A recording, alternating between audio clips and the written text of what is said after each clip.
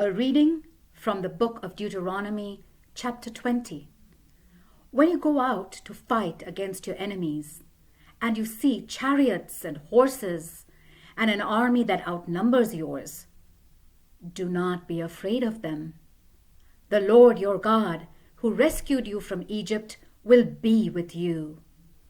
Before you start fighting, a priest is to come forward and say to the army, "Men of Israel, listen. Today you are going into battle. Do not be afraid of your enemies or lose courage or panic. The Lord your God is going with you, and he will give you victory." Then the officers will address the men and say, "Is there any man here who has just built a house but has not yet dedicated it? If so, he is to go home. Otherwise, if he is killed in battle, someone else will dedicate his house. Is there any man here who has just planted a vineyard, but has not yet had the chance to harvest its grapes? If so, he is to go home. Otherwise, if he is killed in battle, someone else will enjoy the wine. Is there anyone here who is engaged to be married? If so, he is to go home. Otherwise, if he is killed in battle, someone else will marry the woman he is engaged to." The officers will also say to the men, "Is there any man here who has lost his nerve and is afraid? If so, he is to go home. Otherwise, he will destroy the morale of the others." When the officers have finished speaking to the army, leaders are to be chosen for each unit. When you go to attack a city, first give its people a chance to surrender. If they open the gates and surrender, they are all to become your slaves and do forced labor for you. But if the people of that city will not surrender, but choose to fight, surround it with your army. Then, when the Lord your God lets you capture the city, kill every man in it. You may, however, take for yourselves the women, the children, the livestock, and everything else in the city. You may use everything that belongs to your enemies. The Lord has given it to you.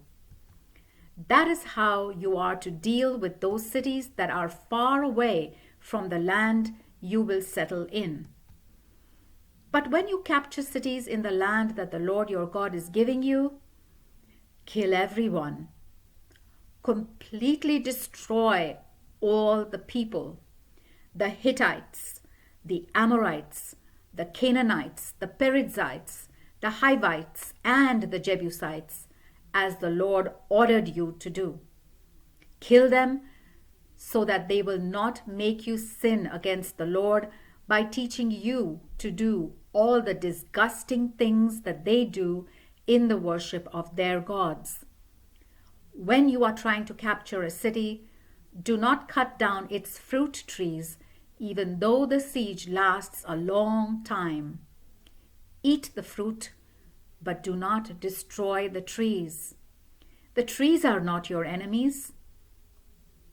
You may cut down the other trees and use them in the siege mounds until the city is captured. The word of the Lord.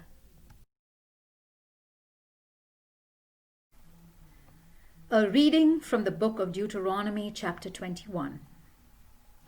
Suppose someone is found murdered in a field in the land that the Lord your God is going to give you, and you do not know who killed him.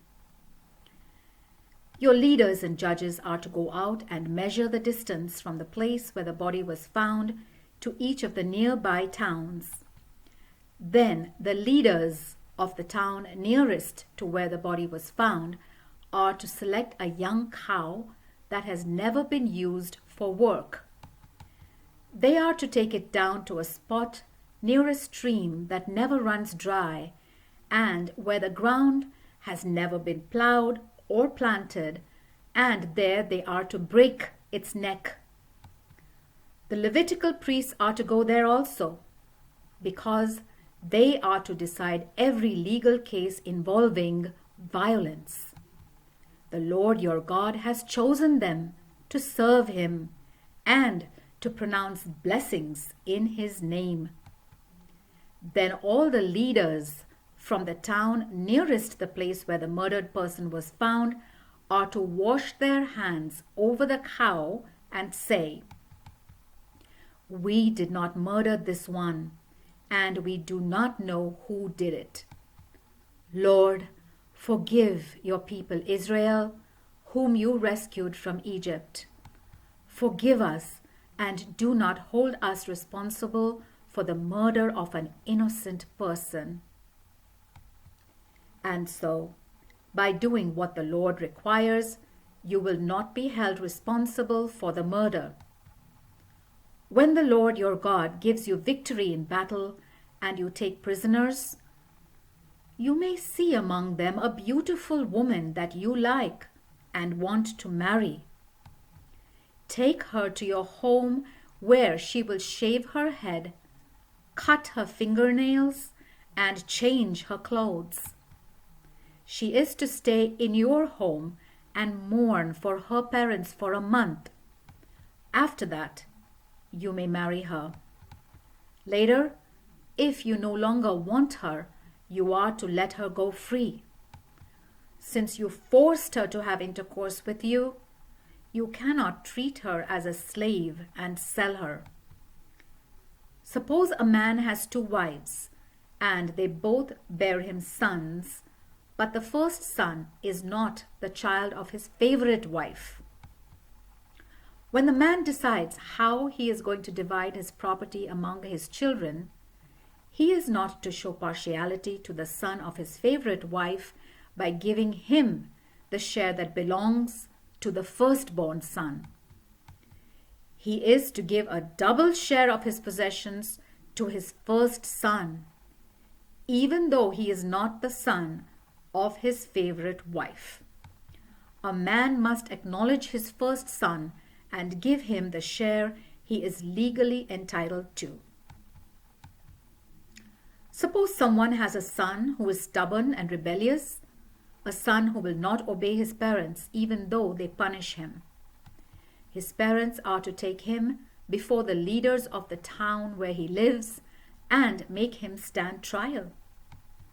They are to say to them, "Our son is stubborn and rebellious and refuses to obey us.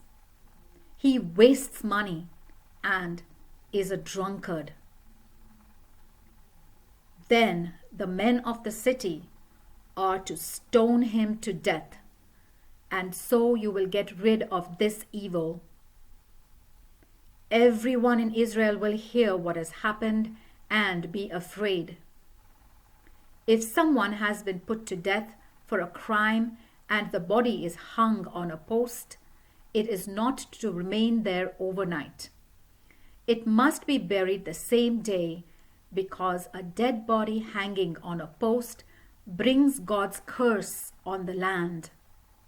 Bury the body so that you will not defile the land that the Lord your God is giving you. The word of the Lord.